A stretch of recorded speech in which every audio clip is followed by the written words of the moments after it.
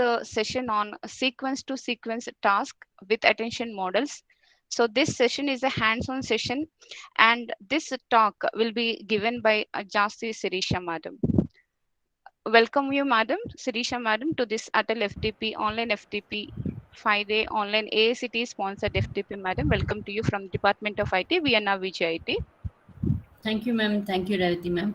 Yeah. So before hand over the session to Sirisha Madam, let me introduce Madam to all the participants. Sirisha Jasti Madam, she is working right now as a senior engineer to the project A&I at TCS Consultancy Services Limited. And she is working as her responsibility is a senior engineer, and she is working right now as assistant consultant. Before that, she is having 18 years of academic teaching experience. So, ma'am, could you please take over the session? So Yeah, sure, ma'am. as this is a hands-on session, so please try to make the participants this session as truthful to them. Yeah, sure. Yeah, Thank you, ma'am. over to you, ma'am. Thank you. Thank you. Good morning, everyone.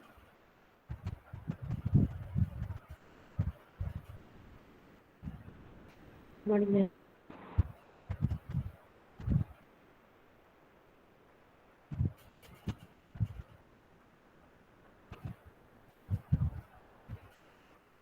Can you see my screen, guys? Yeah, ma'am. Still it is loading. Yeah. Able to see, ma'am. You can continue. Yeah, thank you, ma'am. Thank you.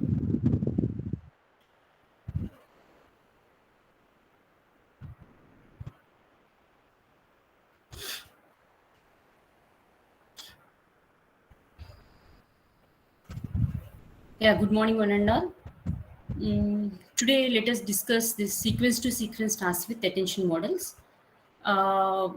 Actually, today in this session, what I want to discuss is first, let me explain the encoder decoder, how it works, not the internal concept of RNNs. If you are taking either RNN or LSTM or GRUs, how it works, encoder decoder, and what are the disadvantages of that, and next how we can use attention model in order to improve the performance of that. And let me discuss one paper with all the details, internal math of all that paper, and later we can see sentiment analysis of IMDb dataset, the pre-processed dataset directly .npz file I have taken, and let me apply encoder decoder on that. That is without attention. I'm going to take encoder decoder, and next let me add that attention layer in between, and let us see the performance of that. Let us discuss that. And if you see, this is the overview of your sequence to sequence model. This sequence to sequence model is it's a special class of recurrent neural network architectures, and it's used to solve many complex problems like machine translation, and you might have seen the text summarization, and next chatbot and all. The best example is when you are trying to type the Gmail, you will be entering some text like how are you. When you are typing how, then it's predicts the next words. It also comes under that sequence to sequence. And for example, in some cases auto replies are also available at the end of your mail. For example, your manager asks you to do something, then you can respond like, yeah, sure, definitely will do that. Or if they ask about some well-being, then we can say, yes, I'm good, like that. Auto replies are available at the end of your mail. All those are the examples of this sequence to sequence. That is generally in real time we used to see all those. And here and one more example for this is Google Translate. When we want to convert one language to another language, Google Translator is there. There you can type, you can mention the source language, and if you can also mention the destination to which language you want to convert to. You can also specify that. And that is one example for that. And of course, you know what are all the examples for this sequence to sequence models. And if you see here, this is the overview of sequence to sequence. Here we are taking the input, and in the input we are taking the encoders, and these encoders will be preparing some internal context of the input data, and it will pass that data to the decoder, and the decoder will convert it into destination language or whatever you want.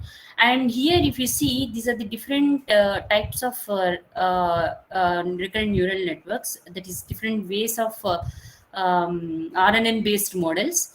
That is, one is, first if you take one to one, many to one, one to many. Let me explain what is the meaning of this.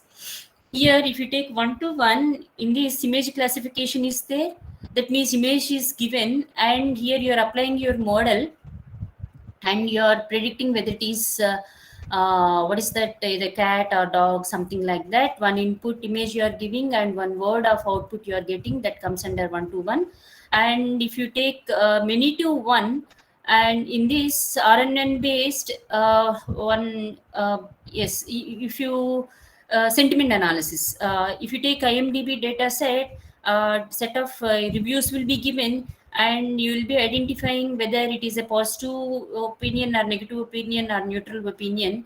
Right, that comes under this many to one. That many to one means you are giving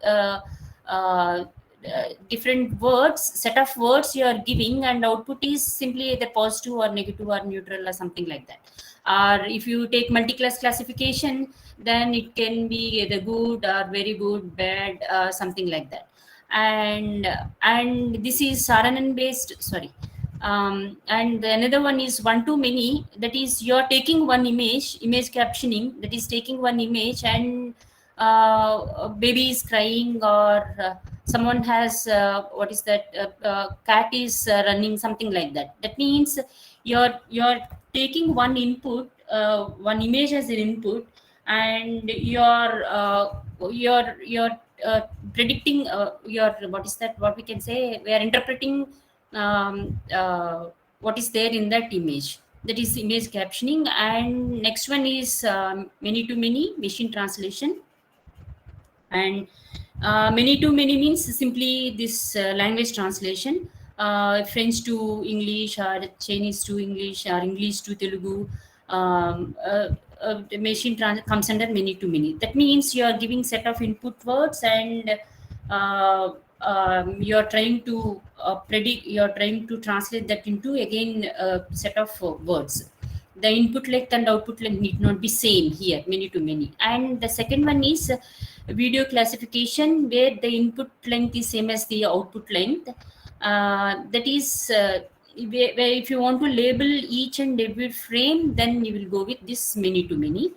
And here these are the two. Ilyas Satsekar is the one, and some more people along with Ilyas Satsekar, some other people from Google, they have what is that, taken this concept of sequence to sequence. First they have published this paper. This is very very important one. And if you want to know how actually this RNN, LSTMs, and GRUs, and the sequence to sequence model, what are the disadvantages with the sequence models, RNN models, and that is encoder decoder, and how they have they have moved to navigated to this sequence to sequence. And from there how they have moved to attention model. From there how to they move to transformer. One kind of transform is BERT is the best example for that. If you want to know the sequence of all these from end to end, then you can refer the blogs of JLMR. He's a famous researcher. With graphics, he explains everything. But for this sequence to sequence model, this is the base paper. You can refer this if you are interested. And next one is, and one more example for this speech recognition, and all these are examples. Let me explain you how we are taking the input and what you are producing in sequence to sequence. For example, if you take one sequence sentence, input sentence in English, then all these words are, this is a mathematical representation of input and output representation. Generally, if you refer any research paper, they used to represent like this. So let us discuss in that terms. And here English sentence has been taken, and in this each word is represented with x1, x2, x3, x4, and x5 and so on. That is, x1 is representing one word in the input sentence, and x2 is representing, and so on. And if you observe, number of words in input is, one second, number of words in input is not equals to the number of words in the output. And as you know, when you are converting,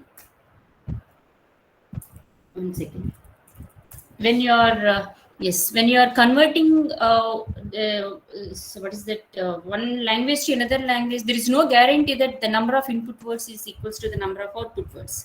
That's why here we have taken number of input words as T, and the number of output words in the Hindi line, here English to Hindi, let us assume we are converting from English to Hindi, the number of output words in the language is K.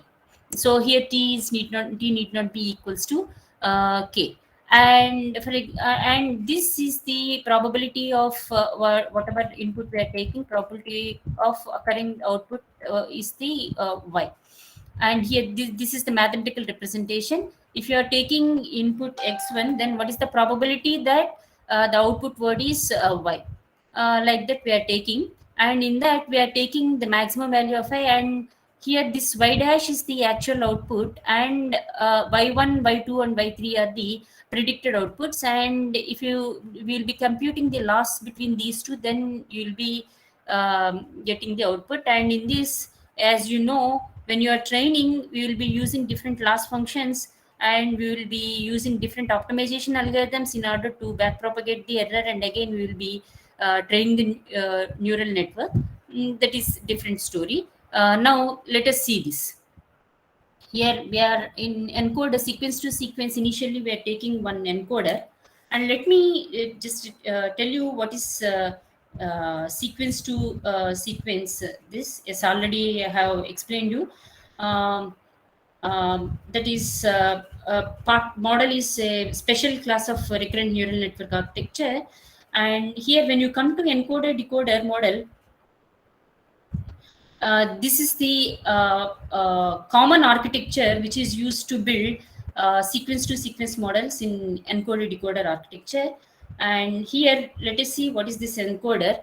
In this, if you see, this is this rectangular box can be either LSTM unit, or it can be GRU, or it can be vanilla RNN.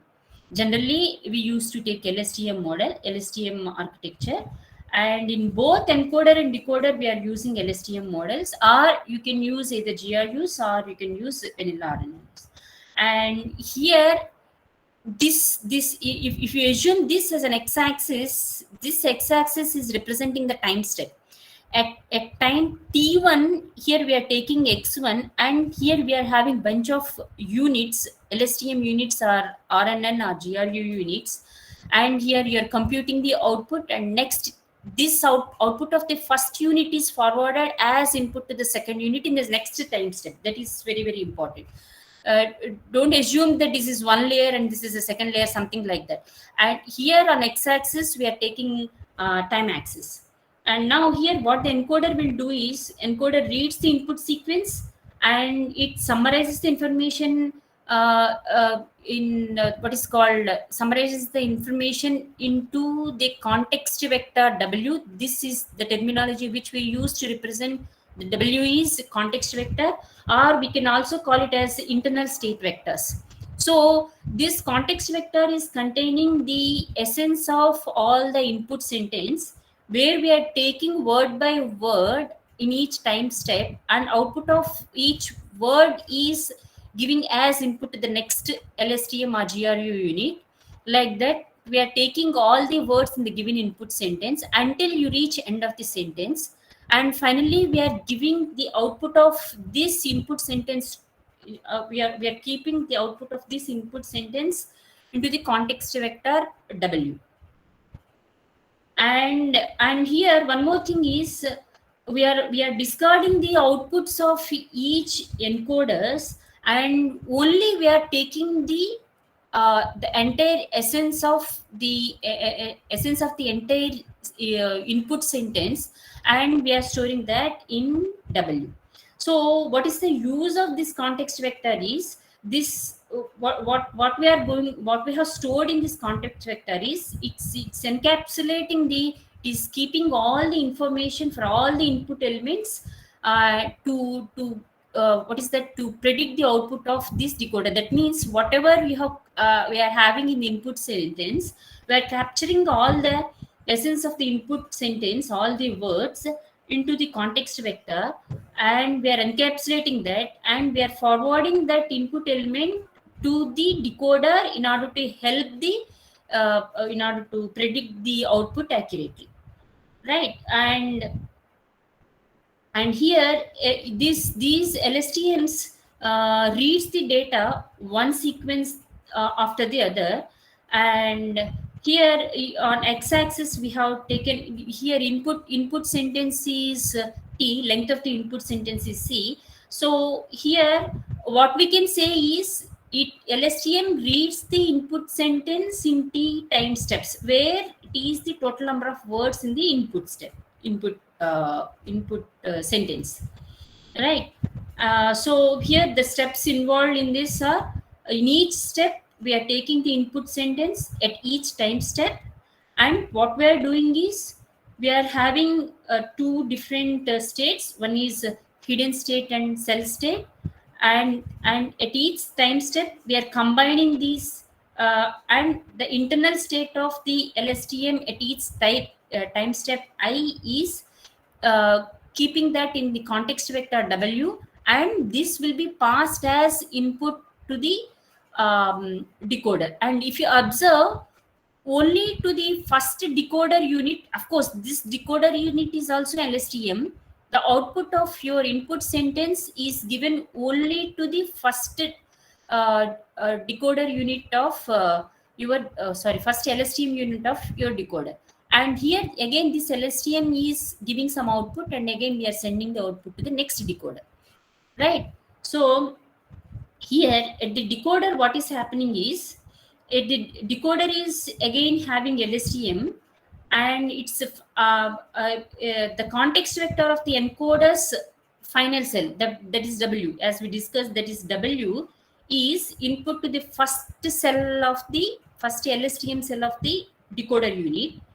Using these initial states, what the decoder will do is it starts generating the output sequence, and these outputs are these outputs will be the output of the first LSTM unit of the decoder will be given as input to the second unit, and it generates some output. Forget about these W's for time being, and we are producing the output of the second decoder unit, and again it is giving as input to the third one until you reach the end of the sentence, right? So these what is that, layers of LSTM units predicts the output of your sentence. That is, in the training model you are having y hat, and here you are predicting y dash or yt, something like. Here we have taken yt, let us take here yk. Here finally it predicts yk, right? And each recurrent unit, what this RNN, each RNN is doing is it takes the output of the previous unit and produces the output of the hidden unit. So finally we will be calculating that. Here next to this this is the what is that, sequence to sequence model essence. Later what they did is, instead of giving this output to only output of the encoder to only first LSTM unit, they have given this as input to each and every LSTM unit of the decoder. But what happened, the entire architecture of, till now we have taken only one input to the LSTM unit, vanilla RNN, but now what is happening is, along with this input, we are also taking the output of the encoder as input to each LSTM unit. So the entire architecture of the LSTM unit has been changed, and it became complex, and there is no much improvement to the what is that with the existing architecture. So that happened in the second paper. So what they but whatever are till now for the sequence to sequence models, instead of taking two inputs uh, to the decoder LSTM units, we are taking the only one input to the LSTM units. So here what is the disadvantage is, the disadvantage of this is, for example, if your input sentence length is only 20 words or 30 words, there is no problem. Your context vector is capable of taking the essence of entire sentence. But if you are having 100 words or 150 words, then here we are unable to what is that what we can say is mm, we need to have deep neural networks, and it is very harder to train. And if you are increasing the length of this, the context vector is unable to maintain or unable to extract the information of all the sentence. So that is the drawback with this RN encoder decoder model. So next to that, the solution is, these are the different what is that blogs or papers for your applications of sequence to sequence models. Later I'll share all these with the ma'am. You can go through all these documents. But one thing I can suggest you is, if you want to learn this RNN2, basic RNN2, your BERT models, you better refer JLMR blogs. They are very useful with graphics. He explains everything. So this is the disadvantage. Uh, when a human, if you ask a human to translate the given English sentence to any other language, if there are 100 words, then it is not possible to remember all the 100 words, and it is not possible to translate. So what we will do, we will be taking some words from the input, and we will translate the output, and again we'll be taking second set of words, and again we will be translating. We'll, like that we are transforming the data, we are translating the data, right? So then this attention mechanism came into the picture. In this, yeah, for this attention mechanism, yeah, this neural machine translation by align and translate, I'll show you that paper also. Just 1 second.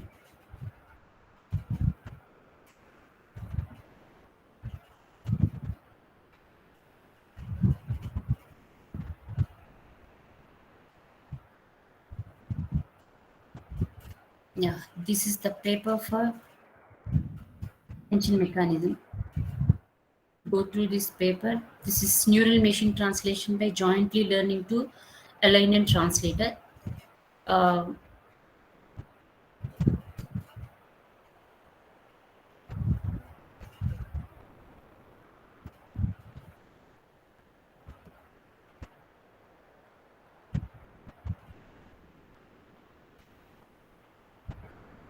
Now let us see how this attention mechanism works. Now this is the disadvantage of encoder decoder. We are unable to capture the essence of X, and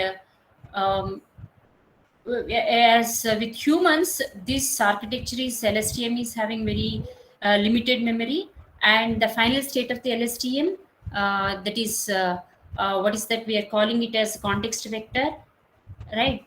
Then it is unable to capture the what is that cram the entirety of the sentence that which you want to translate. So if your input is having hundreds of units, then so what you are doing is more, we are trying to have only fixed dimensionality vector, and in that we are trying to fix more data. So we will be losing the information. So what and another one is, and if you're having deep neural networks, then it's very hard to train. So for recurrent neural networks, that is for RNNs, if the longer the sequence is, the deeper the neural network, and you are on x-axis, you are increasing the number of time steps also. So what the problem is, if you are having that, then it may lead to what is that vanishing gradient descent, the vanishing gradients. So what we have to do is, in this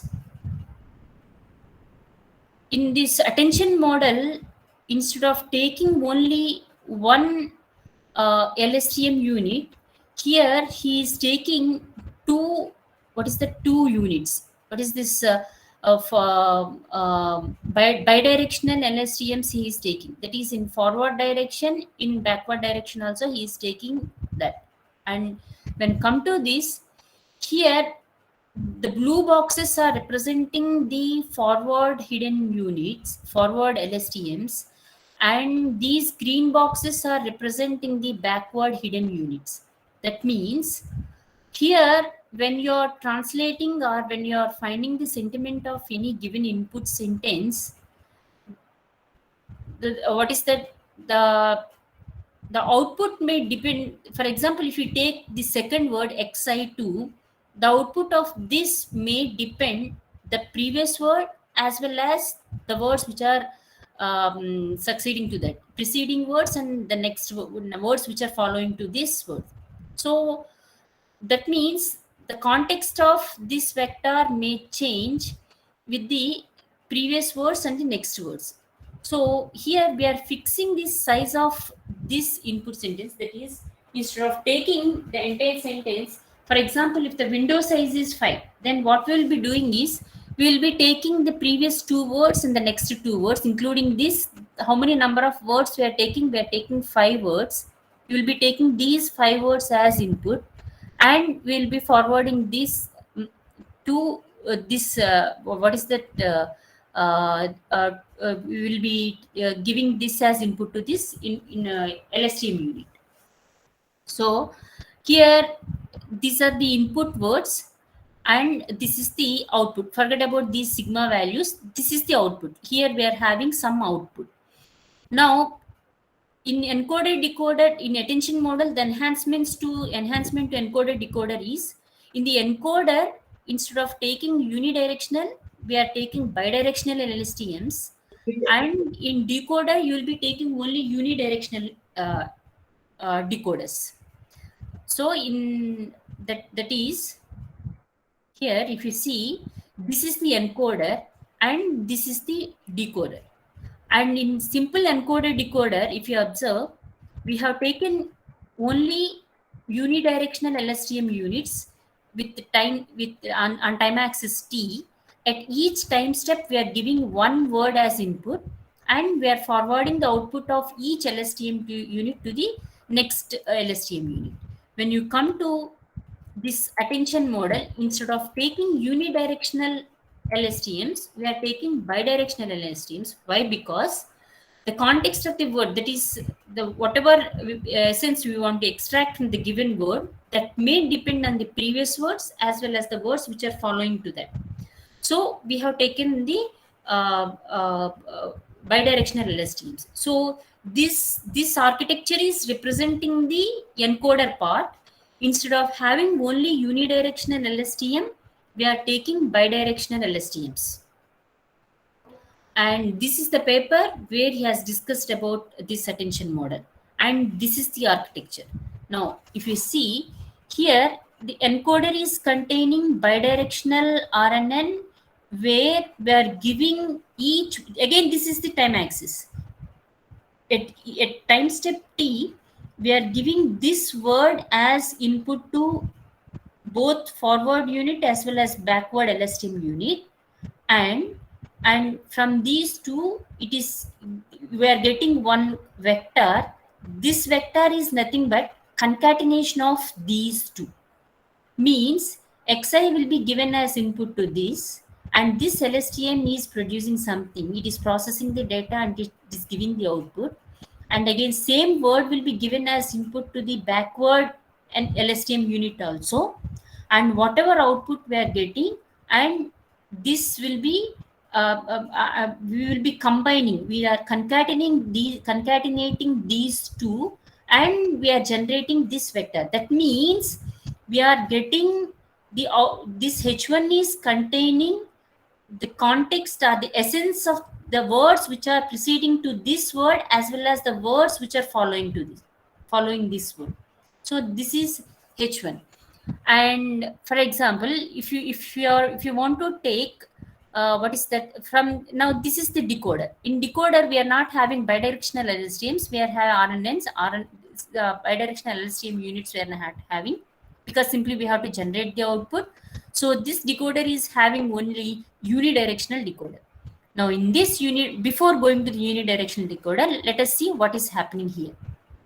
Now if you take this what is that h1, and here we are taking, let us take the window size as 3. Window size as 3 means from the input at each time step I am considering 3 words. Here that is the context vector in order to generate the context vector. Whereas in an encoder decoder we have taken all the words at each time step, and only we are generating only one context vector, and that context vector will be given as input to the decoder LSTM unit. Instead of that, here what we are doing is we are taking first n words. That is, this is size of the window is n. Here for simplicity's sake, let us take 3, and here we have taken 3 words, and each word is generating the what is the concatenation of the forward unit and backward LSTM unit, and this will be multiplied with these parameters alpha 11, alpha 12, alpha 13. So the mathematical representation of this is sigma I equals to 1 to tx. This tx is number of words. What is the guarantee? Why we have chosen only 3? This tx is, can we take 5 or 4 or n number of words? Of course, yes, we can take any number of words. This is the tx is the hyperparameter. We can take here either 3 or 5 or 7. We can take any number and we can try with this. This tx is the hyperparameter. Now, how we are preparing this context vector? We are preparing this context vector by multiplying the output of bidirectional LSTMs with these parameters. This is alpha 11, 12, 13. If we are taking 3 words, then we will be having 3 parameters.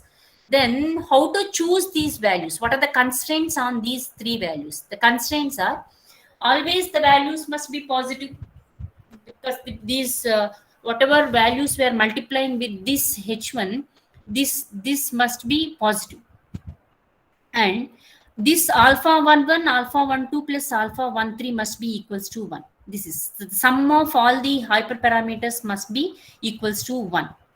And why I am explaining this architecture is, if you are working on this architecture, if you know the internal math of this architecture, by doing little modifications, if you can improve the what is the performance of your algorithm, it will be good. So here we are taking the whatever values we are taking, what is that, these parameters, all the parameters must have positive values, and the sum of all these must be equals to 1. In such a way we have to choose that value.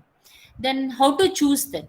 That is, here how to compute these values. Sorry, how to compute these values? How we are able to choose alpha 1, alpha ij values in such a way that the sum of all those must be equals to 1, and all the values must be positive, must be greater than or equals to 0. Here in this we have to choose alpha ij in such a way. Here alpha ij is nothing but exp of eij. This is e power anything is positive. E power anything is positive. The alpha value, how this alpha ij value is equals to sum of all the values is equals to 1, and how it will be positive. Let us see how it is positive. If you are here, if you observe in this formula, in both numerator and denominator, we are taking e power something. E power something means always positive. So definitely we can say whatever values we are taking here, all must be positive. And the next one is how it can be equals to 1. And if you see, for example, if you take 4 numbers, The fraction of the sum of all those is, for example, 1 2 3 4 5 are there. What I am doing, sum of all those I am calculating, and e power that number by sum of e power all those. Finally, if you compute all those values, definitely it will be equals to 1. So here what we are doing is, this is simple math. E power, the value divided by sum of e powers. So definitely the value will be sum of all those will be equals to 1. In such, that is the value of alpha ij. Then here the question is, what is eij? Here eij is a function of si1 comma hj. This is attention model. Now here, what is this eij and how we are computing that from si1 and hj? And here if you see, uh, just remember this, here a of si minus 1 hj. That means here if you take here if you are taking alpha 1 2, that is alpha 1 2 is I equals to 1, j equals to 2. So here e12 is nothing but or let us take 21 e21, that is 2 minus 1 s0, and this is h1. Now go to the previous slide. And this is nothing but, if you take alpha 1 1, how we are computing this is, this alpha is nothing but, it depends upon the output of this h1 as well as the previous input of the decoder in the previous time step. So here what we can say is, this EIJ can be computed. Why we are computing EIJ is in order to compute alpha ij. Why we are computing alpha ij means, here we can assume these as weights of these outputs of these context, what is that, LSTM units. See, in neural networks, what we are doing, there we will be having weights. Here, when you are translating, when you are translating which word, or when you are predicting the sentiment, which word is giving the correct value of the output. That means on which input the output word is depending on which word we have to have more concentration. That is attention we have to pay. So for that, what we are doing is, we have to give some weights to each and every word. That is nothing but, here if you are assuming these alphas as weights of your input words, then what we are doing, we are multiplying these words with the output of your encoder LSTM units. So whichever word is having more weight means your output is depending upon this particular word. This is the main reason to that is nothing but attention. We are paying attention on this particular word. If for example alpha 1 2 is greater than this alpha 1 1 and alpha 1 3, then what we can say is, this input word is having more importance in our this paying what we can say, it is paying more good role in predicting the output. So here why we are computing this is, what we can say is, it is giving some weight to your input word. How many number of input words you are taking, that is the hyperparameter. Already I told you this. And how to choose these values, the sum of all these must be equals to 1, and always these values must be greater than 0. How we have to choose this is, how we can satisfy these two is, this is the formula, alpha ij equals to e power eij divided by sum of e power eij's. Then how to compute these eij's? This is the attention mechanism. Attention mechanism means, this is the function. Let me explain you this later. And what are these inputs? These inputs are the SIs and HJs. What is that SI and HJ? And here if you see, initially we are giving some input values. Randomly we can choose this vector, or initially all these values can be set to 0. So output of this depends upon, this context vector depends upon the input of your decoder, as well as values which are coming from this. Values which are coming from this means, that is nothing but the output of your bidirectional encode LSTM units. That is nothing but H1. So this is simple logic. So here this is the input of your decoder, that is in the previous time step in the decoder, what input we are taking, and currently what your output has produced. But based on these two, we are deciding indirectly, we are deciding this alpha ij values. That is nothing but these alpha ij's are playing a vital role in preparing the context vector. So what we can say is this context vector is depending upon the input of your decoder unit as well as output of your bidirectional encoders. Bidirectional encoder output means this H1 as well as input of the decoder is S0. Then how we are making use of this means how we are preparing this context vector is nothing but HA and alpha ij. And you know how to prepare these alphas. And this is the way how we are preparing the alpha. And again, so here we have taken only initially we have taken at each time step. These are not the layers here. At time step t we have taken x1. If you understand this, then only you will understand this architecture. At time step t we have taken x1 as input to your encoder unit, and here we can have any layers of LSTM units, and initially we are giving some input vector with zeros as input to this, and your input word, first word we are giving as input, and we are producing the output, and this will be given as input to the next LSTM unit in the next time step. Like that we are giving the two next units until you reach end of the string, and finally we are having this context vector. But if you see this attention architecture, this is the attention architecture. Here we are not processing all the input units, and we are not getting output of all the words as input to this your decoder. We are taking few words, not all the words. It depends upon tx. We are taking few words from the input, and we are preparing the context vector, and this will be given as input to the first decoder. And when you come to the next layer, next time step, again you will be taking these three, and you will be having different alpha i's, and you will be giving this as input to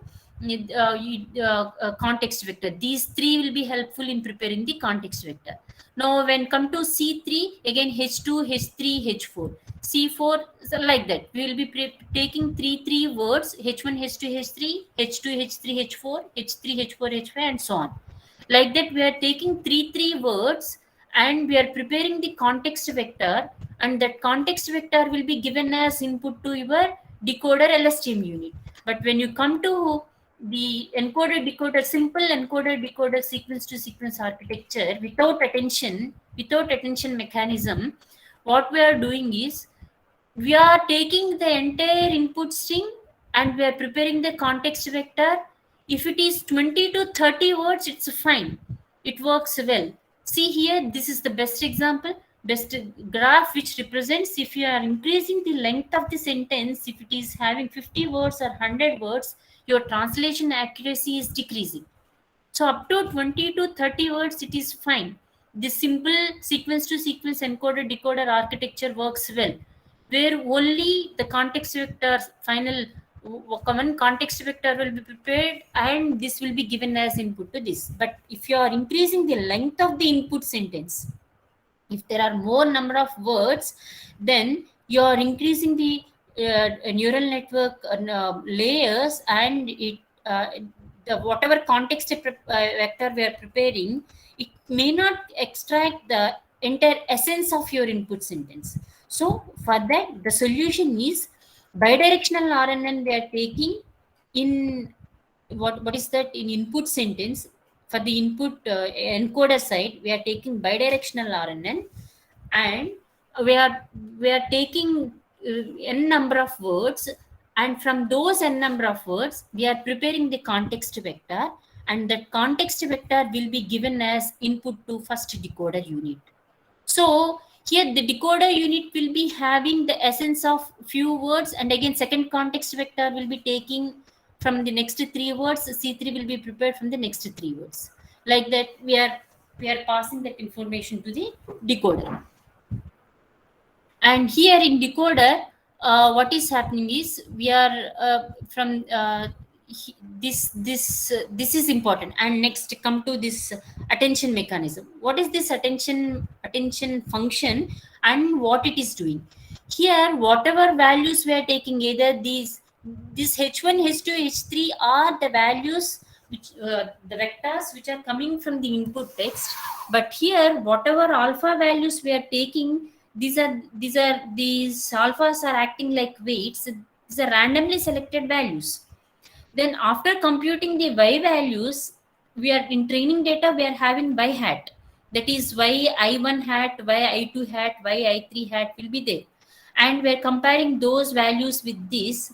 And when there is no map, if there is any difference in that, then what we will do is we are back propagating that. Through training we are back propagating all those values. Through training we are back propagating the values, and we will be adjusting the weights, and again we will train the model. In the previous this sir has explained you what is that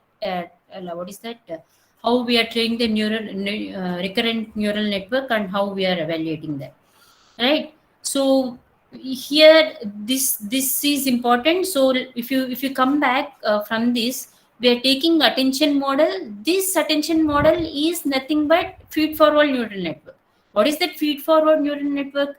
We are having different weight initialization techniques like fan in, fan out, or hay initialization, and randomly we can initialize the weights, or zeros we can take, right? And we're taking that and we're computing the output, and we're computing the loss function. We are having different loss functions using different optimization techniques. We are back propagating the error, and again by adjusting the weights we are again training the neural network. So all these are the values which are to be adjusted with feed forward neural network. This is the attention model. So this attention function is nothing but your feed forward neural network.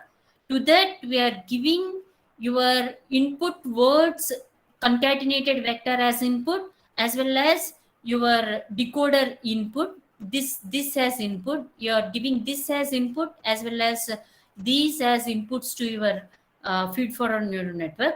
From that we are computing these eij values, and whatever values we are getting, all those values sum must be equals to 1, as well as the values must be greater than 0. So we have taken the exponential function, and this value is always either in numerator and denominator, always the value is greater than 0. And we are computing alpha ij value, and these will be multiplied with the values which concatenated values which we have prepared from the input vector, and these two will be multiplied, and we are preparing the context vector. This context vector and this input signal will be given as input vector will be given as input to your decoder LSTM unit. This is unidirectional LSTM network architecture, and we will be predicting the output. For example, if it is the sentiment classification, if you want to predict whether it is positive or negative, here we will not be having these outputs. If it is machine translation, then your every LSTM you will be producing something, and this will be compared with your y hat, whatever training data we are having with that. And when you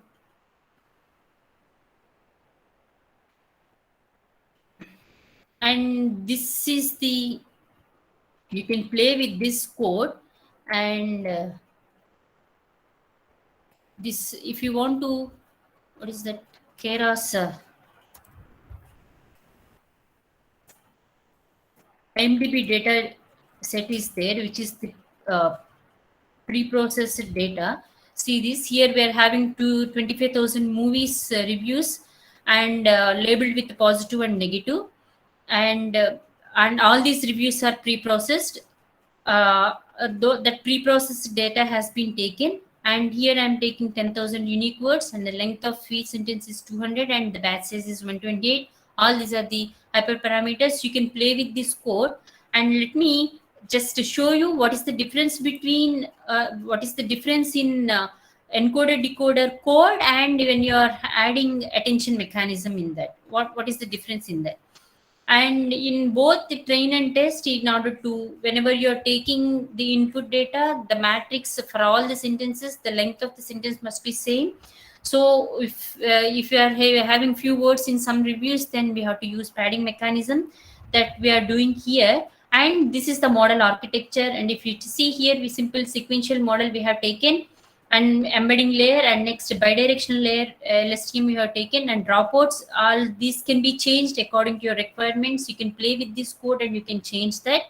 And activation function is sigmoid, and loss function is binary cross entropy, and you can change that whatever different optimizers if you want to try, you can try. But the ADAM is the best optimizer technique, and whatever based on your application, you can take different loss functions and you can work with that, and you can try with different activation functions also, right? And this is the model which I built.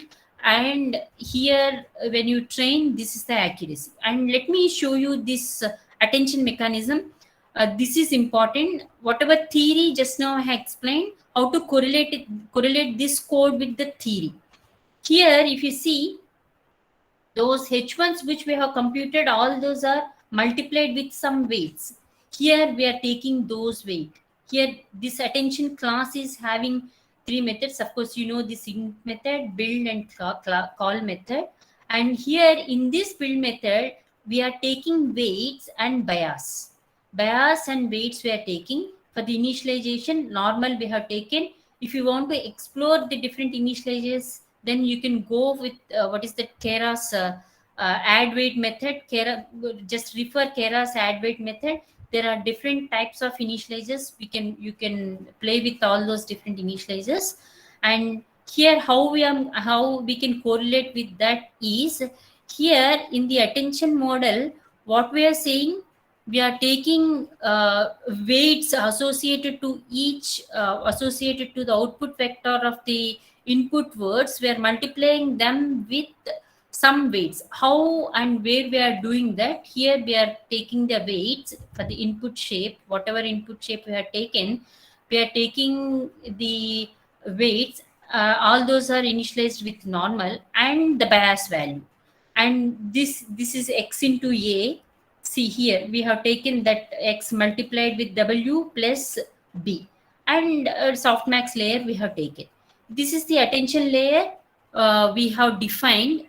Custom attention layer we have defined. And see, previously when you are taking simple encoder decoder model, here we are not having attention, simply sequential model we have taken, embedding layer, and we are using LSTM units and dense layer, and finally we have taken different loss and optimization methods. And here if you see, here we have added attention mechanism. Attention we have taken, and return sequence equals to false. You can try with true also and explore what is happening when you are using a true and false in this. And this is the difference between the encoder and decoder models, with and without attention. Encoder decoder without attention, how it is performing, and with attention how it is performing. You can check with this code. I'll be forwarding this code to ma'am. You can try it there. Right? Any questions here?